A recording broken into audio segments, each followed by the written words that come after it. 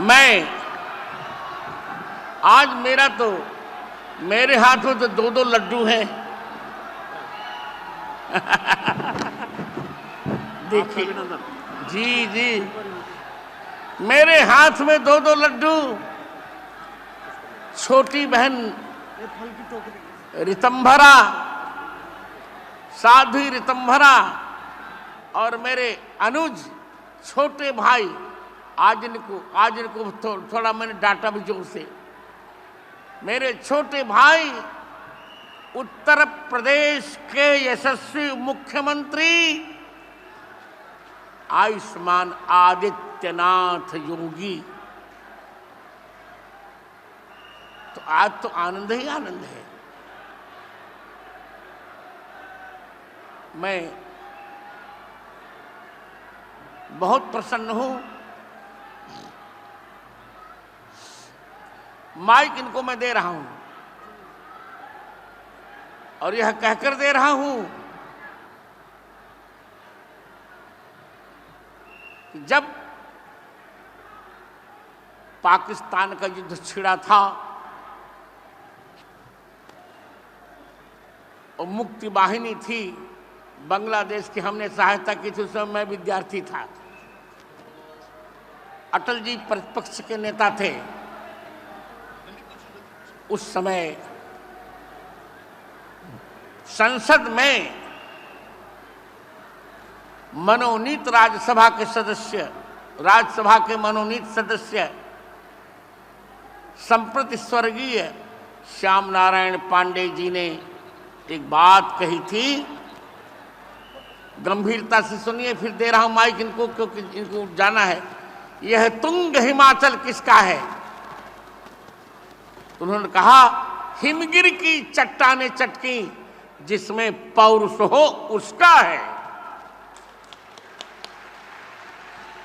1000 कुंडी ये हनुमान महायज्ञ मेरा चल रहा है।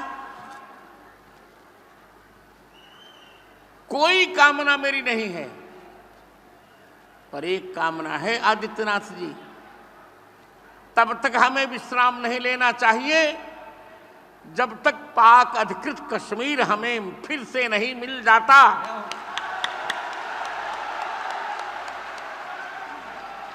हमें पाक अधिकृत कश्मीर चाहिए और चीन के द्वारा हथियाई हुई 800 वर्ग मील जो जमीन है हमारी लद्दाख को हमें चाहिए। हमें अखंड भारत चाहिए।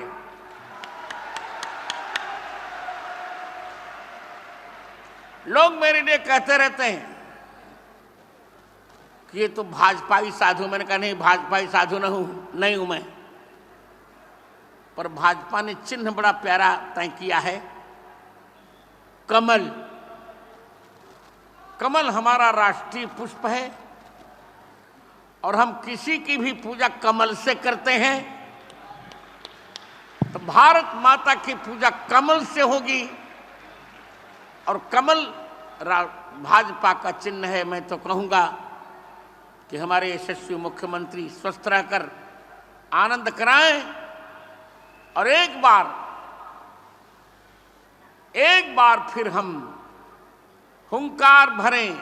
अयोध्या पूरी हो गई, काशी और मथुरा के लिए उसमें भी मुझे कोर्ट में बुलाया जाएगा, मैं जाऊंगा। जैसे अयोध्या में मैंने गवाही दी। मुख्यमंत्री जी, आपको तो पता ही होगा, अयोध्या की गवाही देने के लिए कोई नहीं जा रहा था। मुख्यमंत्री जी, सभी साधुओं ने मना कर दिया था। चारों पीठों के शंकराचार्य, झूठ बोलते हैं लोग, सभी ने मना कर दिया कि हमारे ठाकुर हमको मना कर रहे हैं। ऋतंभरा जी जब मेरे पास आया विषय, तो मैंने कहा देखो, मैं वशिष्ठ गोत्री ब्राह्मण हूं। मुकदमे में जब बालक वादी नाबालिग होता है तो माता पिता और गुरु उसका पक्ष लेते हैं। मैं भगवान के गुरुकुल का हूं, इसमें अवयस्क हैं भगवान रामलला। मैं पक्ष लूंगा, देखता हूं क्या होता है। और एक बात कहकर माइक दूंगा आपको, आदित्यनाथ जी, आप जानते रहिए कि मेरा श्रम क्या है। एक पक्ष था जजों के पास कि रामलला की जन्मभूमि यही है, इसमें कोई प्रमाण है क्या? आप जानकर प्रसन्न होंगे मुख्यमंत्री जी और बहन ऋतंभरा, 2003 का वह 11 जुलाई से 19 जुलाई का मेरा जीवन, मैं पश्चाताप नहीं कर रहा हूं। भरत जी ने पश्चाताप किया था कि भगवान के काम में मैं नहीं आया, पर मैं प्रसन्न हूं कि मेरी प्रतिभा भगवान के काम में आई।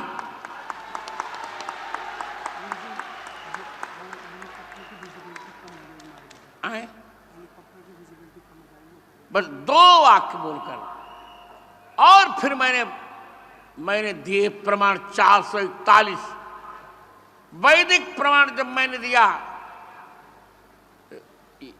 अथर्ववेद के 10वें कांड के 31वें अनुवाक का दूसरा मंत्र, अष्टाचक्रानव द्वारा देवानाम पूर्वयोध्या यश्याम हिरण्मयः कोशः स्वर्गो ज्योतिषावृतः। तब जज ने कह दिया, मुस्लिम जज थे वो, आलम साहब का, sir you are divine power. तो देखिए, राम जन्मभूमि जो वरदान मिली है हमें बलिदानों के बाद, 22 जनवरी मेरे जीवन का सबसे बड़ा क्षण होगा। इसी प्रसन्नता के साथ यह अमायिक माइक अपने अनुज, क्योंकि मैं स्वयं ब्रह्मचारी और जोगी जी भी ब्रह्मचारी, अपने अनुज आयुष्मान आदित्यनाथ योगी को दे रहा हूं। फिर ऋतंभरा जी को, फिर मेरी कथा होगी। योगी जी, उत्तर प्रदेश के यशस्वी मुख्यमंत्री आयुष्मान आदित्यनाथ योगी, जिनके कुशल नेतृत्व में आज उत्तर प्रदेश उत्तम प्रदेश बन चुका है। एक सरकार थी जो कार सेवकों पर, राम भक्तों पर गोलियां बरसाती थी, और एक ये सरकार है, योगी सरकार, जो राम भक्तों को पलक पावड़े बिछाकर फूलों से स्वागत कर रही है। ऐसे यशस्वी मुख्यमंत्री योगी आदित्यनाथ जी से अनुरोध करता हूं कि परम पूज्य जगत गुरु अमृत महोत्सव की अमृत बेला पर आत्मोद्गार प्रकट करें। जय जय सीताराम।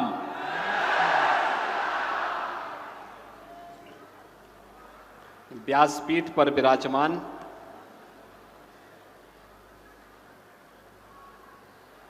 जगत गुरु परम पूज्य रामानंदाचार्य पूज्य स्वामी रामभद्राचार्य जी महाराज,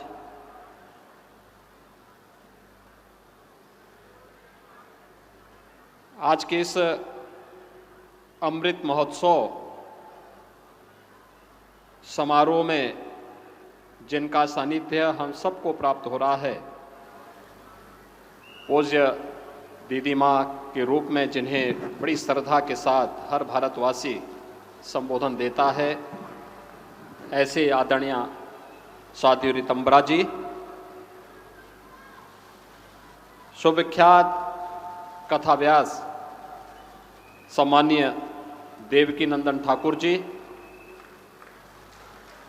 देश भर से और दुनिया भर से आए हुए सभी श्रद्धालुजन, उपस्थित बहनों और भाइयों, मर्यादा पुरुषोत्तम प्रभु श्री राम के इस पावन धरा पर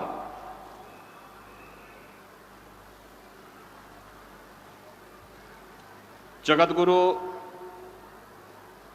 रामानंदाचार्य पूज्य स्वामी रामभद्राचार्य जी महाराज के अमृत महोत्सव के अवसर पर आयोजित इस पावन समारोह में मैं प्रदेश शासन की ओर से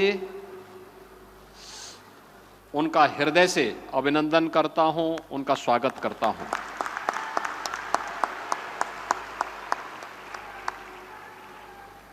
ये महज संजोग नहीं है, बल्कि देव योग से निर्धारित कार्यक्रम होगा कि जब जगत गुरु रामानंदाचार्य पूज्य स्वामी रामभद्राचार्य जी का जन्मोत्सव का अमृत महोत्सव हो, तो उसी अवसर पर प्रभु राम 5 शताब्दी की अपनी इस अवधि को विस्मृत करके अपनी जन्मभूमि पर विराजमान हो रहे हों। प्रभु की कृपा के सिवाय इस प्रकार के देव योग मिलने अत्यंत कठिन है। और हमारी तो पीढ़ी सौभाग्यशाली है कि हम लोगों ने संघर्ष को नजदीक से देखा और आज अपने इस भौतिक चक्षु से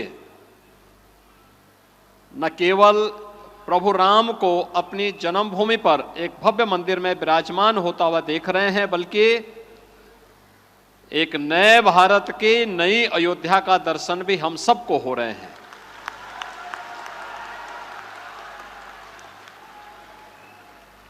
बहनों भाइयों, जब नेतृत्व अच्छा होता है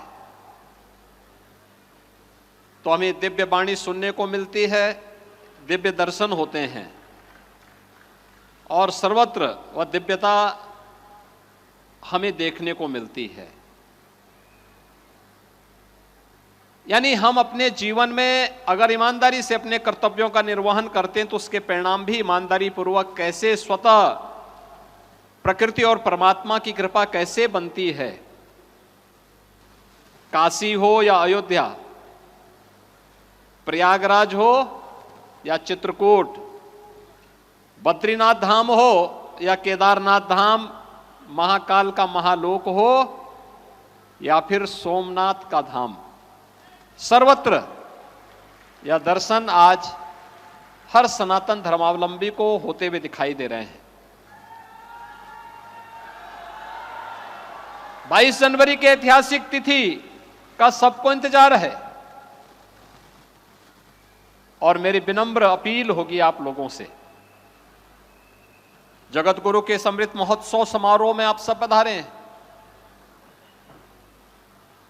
ये आप सबका सौभाग्य है कि आपको पूज्य जगत गुरु के श्रीमुख से प्रभु की इस कथा का श्रवण करने का आनंद भी प्राप्त हो रहा है। इतनी भीषण शीतलहरी बाहर है और हजारों की संख्या में आकर के कई कई दिनों से यहां रुक करके, यह भी एक साधना है और जगत गुरु के श्रीमुख से प्रभु की इस कथा का श्रवण करने का आनंद भी आप ले रहे हैं। पूरी कथा में अगर आप देखेंगे, प्रभु तो सर्वव्यापी हैं, सर्वेश्वर हैं, उनके बगैर एक तिनका भी नहीं हिल सकता। लेकिन जीवन में मर्यादा और संयम का क्या महत्व होता है, यह पाठ भी प्रभु ने हम सबको सिखाया है।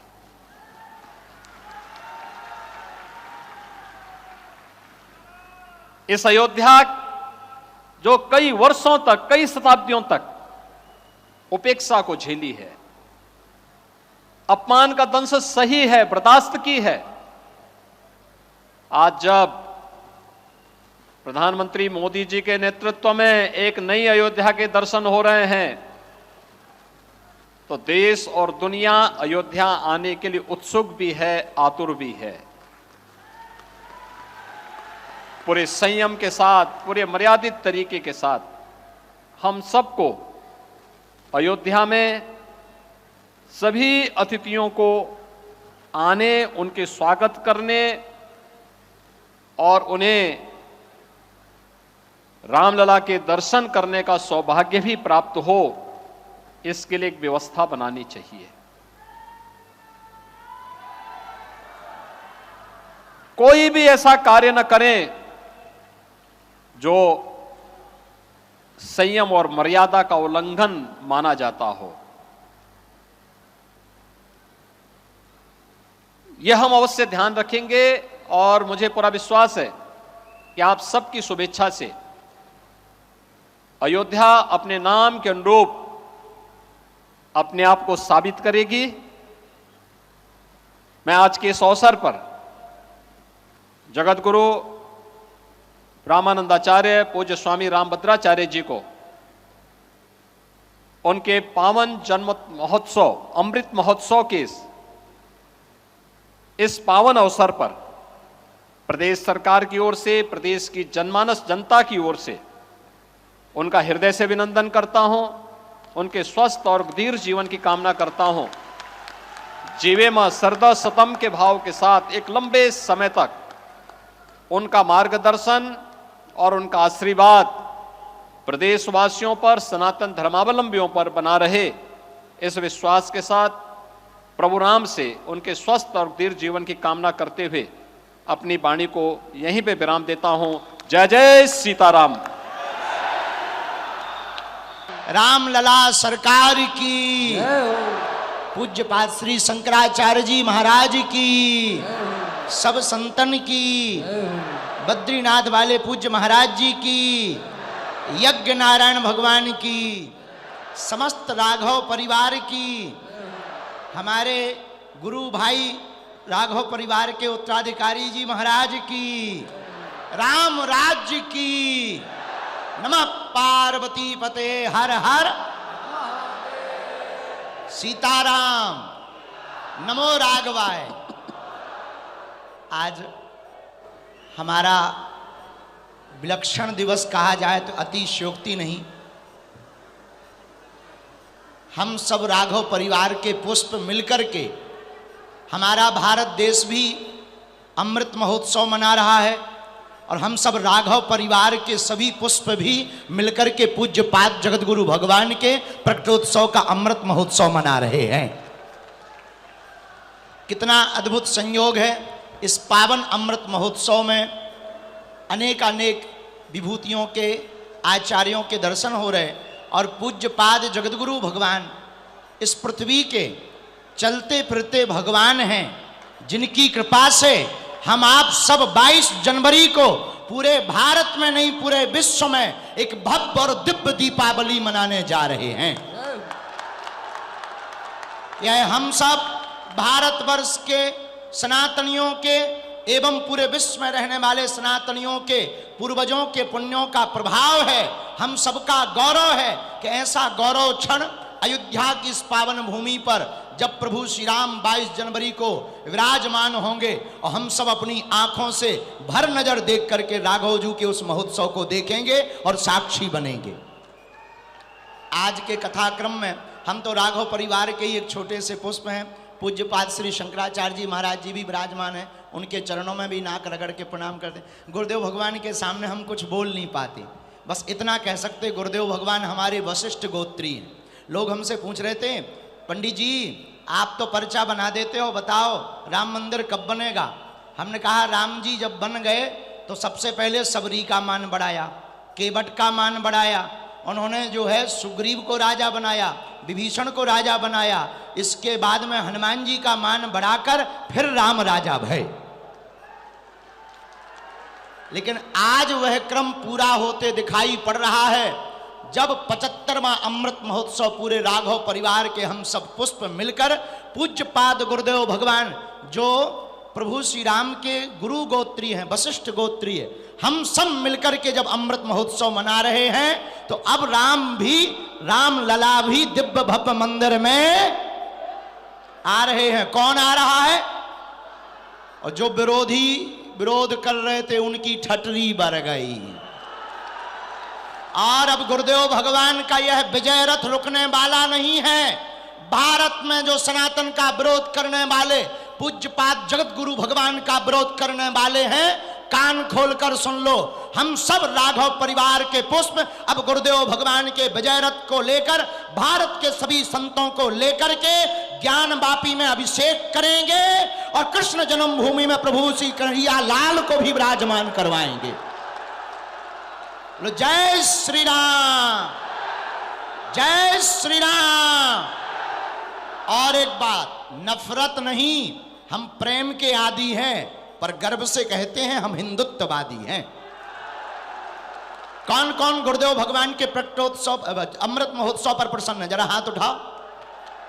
एक बात बोले, हमारे गुरुदेव भगवान की चमक के सामने सब फीके पड़ जाते हैं। हाँ, 75वां अमृत महोत्सव गुरुदेव भगवान का है और चमक ऐसी है कि हमारे जैसे लोग भी जो 26 साल वाले हैं वो बूढ़े नजर आ रहे हैं। और आज तो हमने कहा था, आज हमने पहले ही गुरु भाई से आज्ञा ले ली थी कि आज हमें थोड़ा बोलने का मौका देना, क्योंकि गुरु जी के सामने बोल नहीं पाए तो हमारे उत्तराधिकारी बड़े। देखो एक बात बोले, आज जब हम यहाँ प्रवेश भय हमको कुंभ जैसा नज़ारा लगा। आज हमें अपने गुरु भाई आचार्य पूज्य श्री रामचंद्र जय भैया के ऊपर इतना गौरव हुआ, ऐसा लगा जैसे हम स्वर्ग में आ गए हों। सब गुरु भाई मिलकर कितना अद्भुत आनंद ले रहे। तो गुरु जी को देखकर हमें एक गीत याद आ रहा। कहो तो एक लाइन सुना दें, फिर प्रणाम कर लें गुरु जी को। ये चमक ये दमक फूल बन महक, ये चमक ये दमक फूल बन महक, सब कुछ सरकार तुम्हीं से है, सब कुछ सरकार तुम्हीं से है। ये चमक ये दमक फूल बन महक, ये चमक ये दमक फूल बन महक, सब कुछ सरकार तुम्हीं से है, सब कुछ सरकार तुम्हीं से। कौन कौन मानता है कि पूज्य गुरुदेव भगवान के कारण ही हम लोगों की चमक दमक है? अरे हम लोगों की तो छोड़ो, सुप्रीम कोर्ट में जब पूज्य गुरुदेव भगवान ने साक्ष्य प्रस्तुत किए तब मुसलमान जज की भी आंखें फटी रह गईं। और उसने भी कहा, लोग हमसे कहते आपके पास चमत्कार है, अब तो हमने बढ़िया उपाय सोच लिया। उन्हें हम दिखाते नहीं, हम कह देते पहले हमारे गुरुजी से निपट लो। हमारे गुरुजी साक्षात ईश्वर हैं, पहले उनसे निपट लो।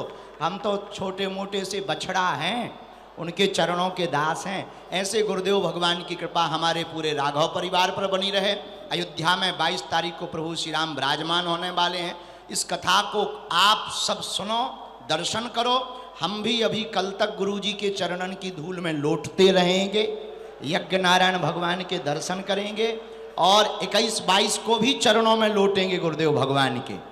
ये हम सबका गौरव है कि हमें ऐसे गुरुदेव भगवान प्राप्त हुए हैं जिनकी चमक दमक से प्रभु श्री राम भव्य और दिव्य मंदिर में विराजमान हो रहे हैं।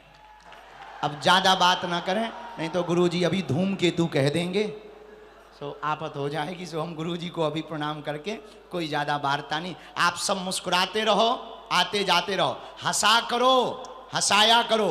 राघव परिवार अपने बाप का घर है, आया जाया करो।